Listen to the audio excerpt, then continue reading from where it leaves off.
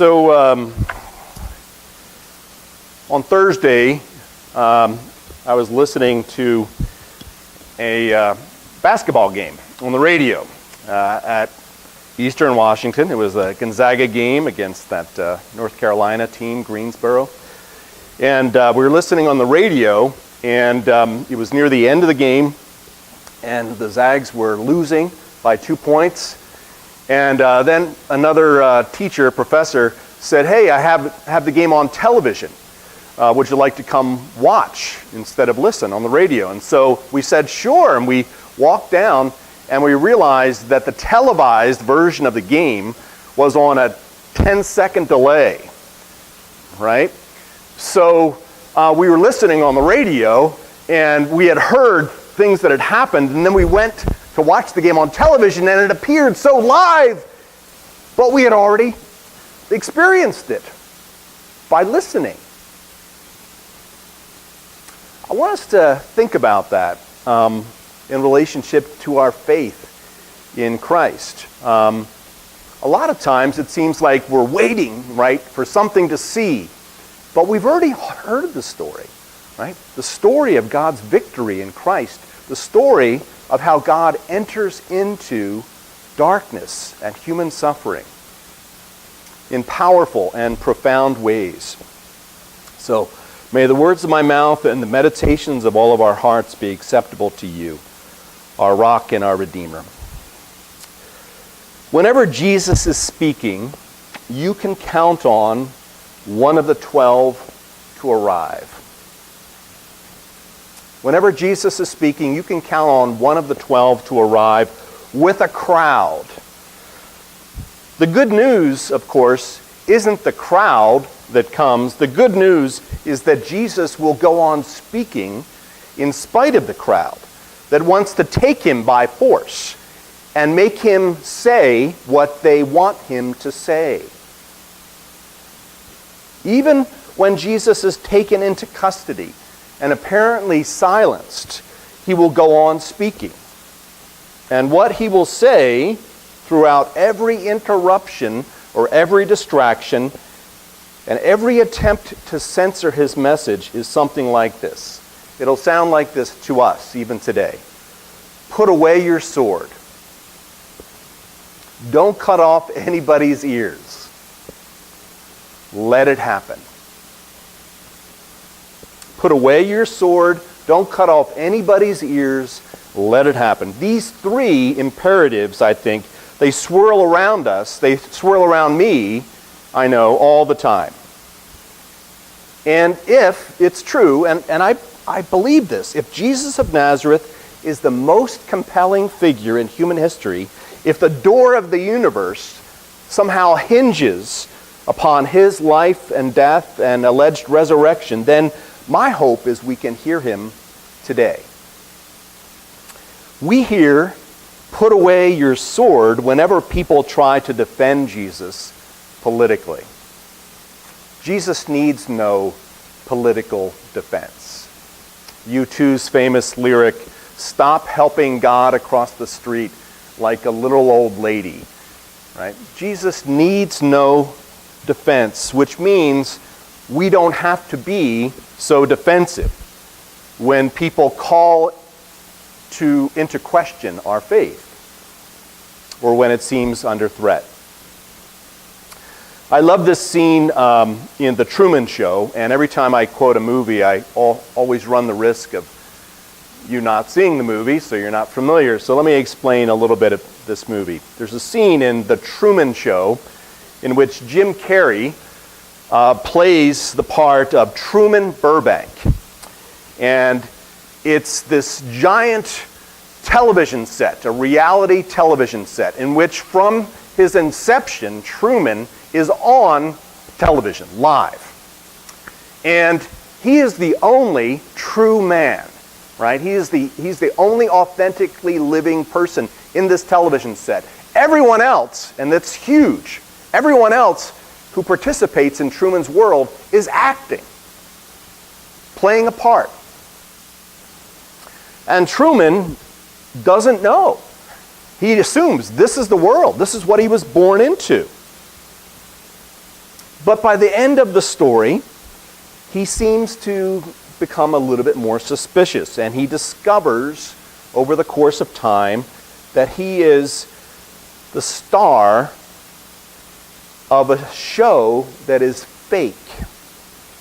That his mother and his father and his wife and his friends and his co-workers have all been acting for his benefit.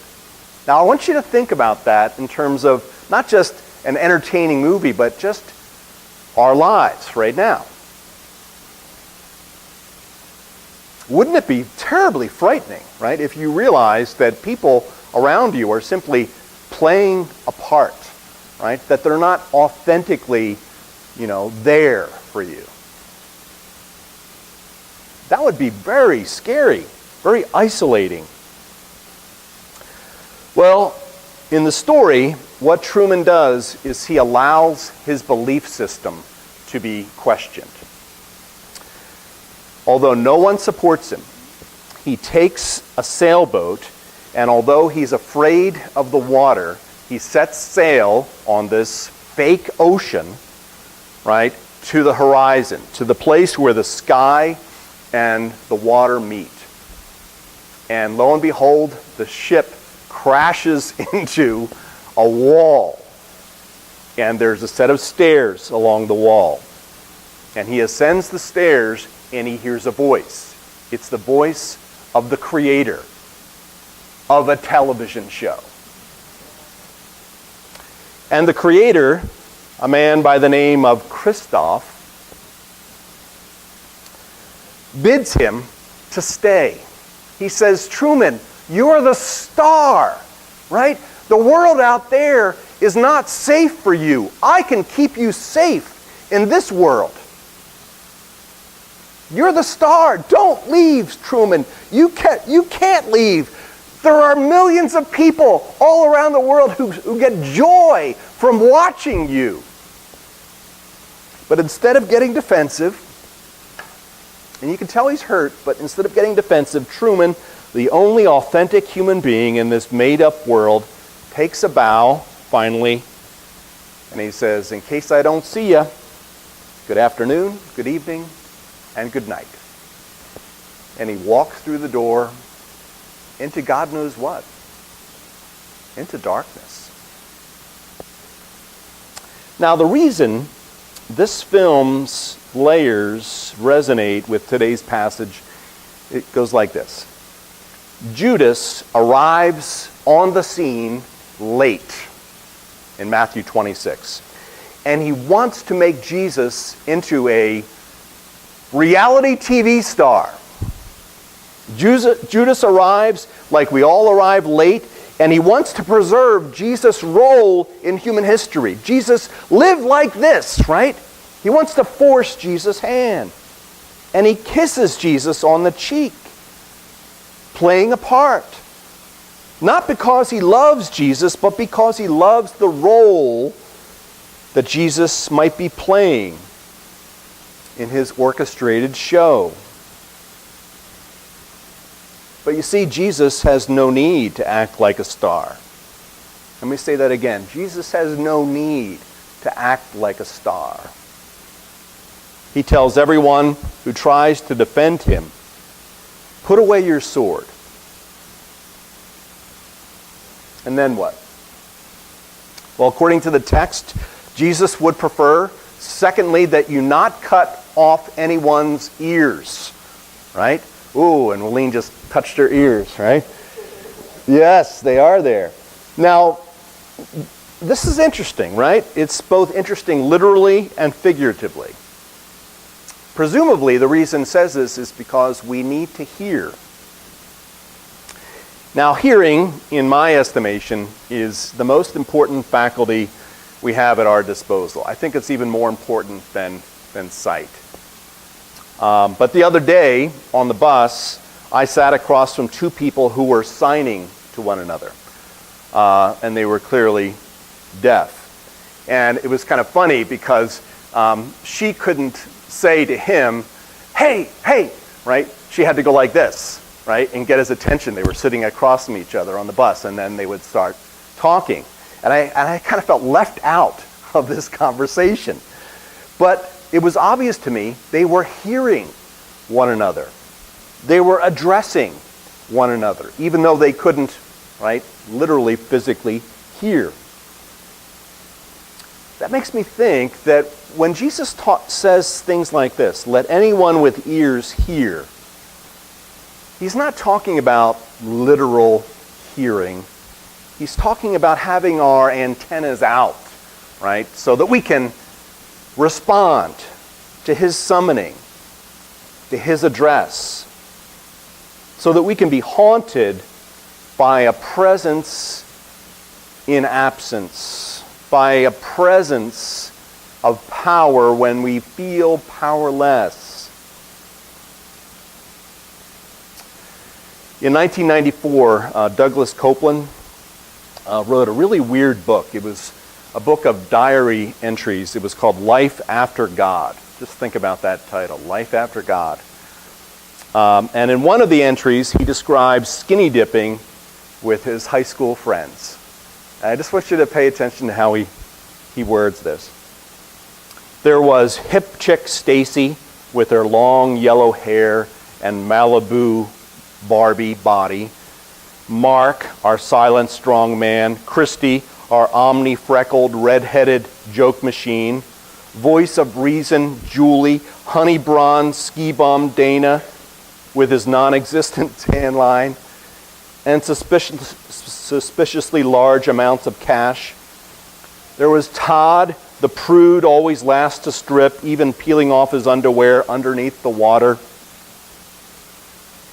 We would float and be naked, pretending to be embryos, pretending to be fetuses. These are high school students.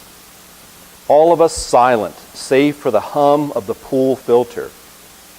Our minds would be blank and our eyes closed as we floated the warm waters. The distinction between our bodies and our brains reduced to nothing, bathed in chlorine and lit by pure blue lights. Sometimes we would join hands and form a ring like astronauts in space. Sometimes, when we felt more isolated in our fetal stupor, we would bump into each other in the deep, like twins with whom we didn't know we shared a womb.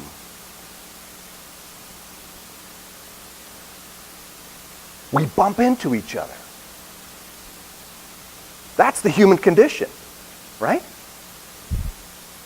It's probably the condition of Neanderthals, right? We bump into each other. And the question remains, what does it mean? I mean, does it just mean we bump into each other, we survive, we reproduce as a human species? Is that it? Really? Is that all?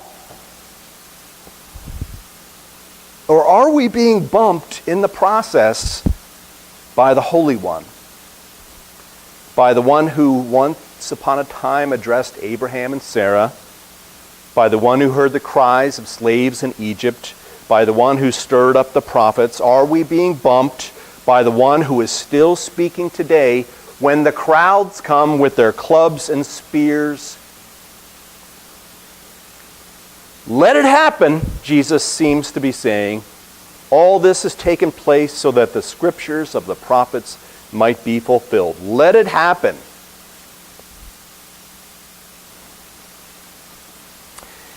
With the death of Stephen Hawking this week, did you guys hear about Stephen Hawking? He passed away, but when he died, I remembered one of his most clever experiments, or maybe it was a gimmick, I'm not really sure, but back in June 2009, this theoretical physicist, he hosted a party for time travelers. That is, he set out tables and empty chairs and put out appetizers and then waited. And then after the event, he wrote up invitations. So you got to stay with him, right? He wrote up the invitations after. You are cordially invited to a reception for time travelers.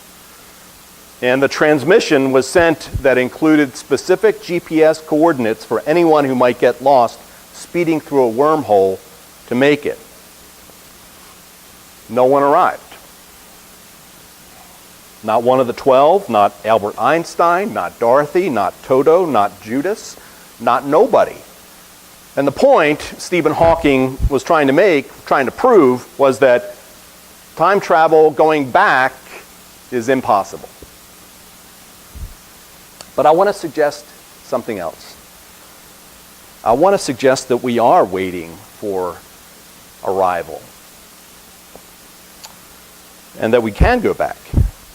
We do go back.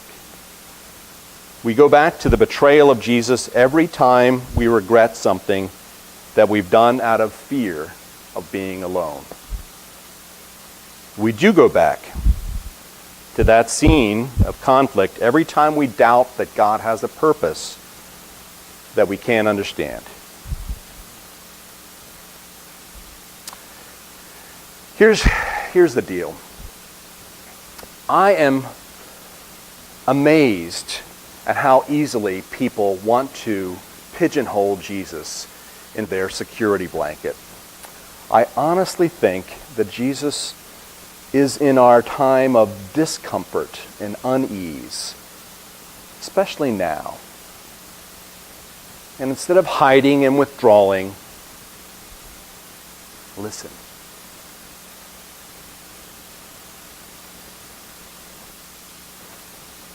Who, shall we say, is calling?